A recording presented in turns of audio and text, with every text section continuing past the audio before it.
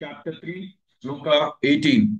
नैव तस्य कृतेनार्तः नैव तस्य कृतेनार्तः नैव तस्य कृतेनार्तः नाकृते नेह कश्चन नाकृते नेह कश्चन नाकृते नेह कश्चन नैव तस्य कृतेनार्तः नाकृते नेह कश्चन नैव तस्य कृतेनार्तः नाकृते नेह कश्चन नैव तस्य कृतेनार्तः नाकृते नेह कश्चन नैव तस्य कृतेनार्तः नाकृते नेह कश्चन नैव तस्य कृतेनार्तः नाकृते नेह कश्चन न चास्य सर्वभूतेषु न चास्य सर्वभूतेषु न चास्य सर्वभूतेषु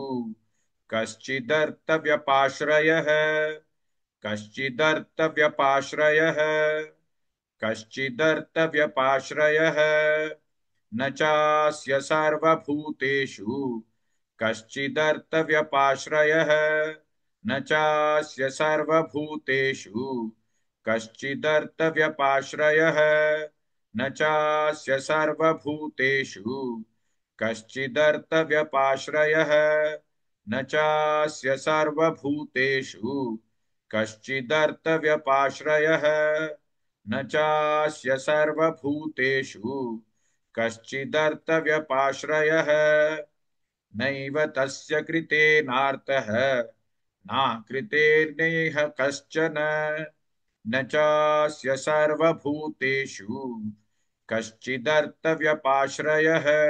Please like and share this video because you could be instrumental in helping someone around the world recite the Srimad Bhagavad Gita, thereby helping them to have a life of unending opulence, victory and prosperity. This is mentioned in chapter 18, sloka 78. Yes, don't forget to buy my book, Leadership Can Be Child's Play.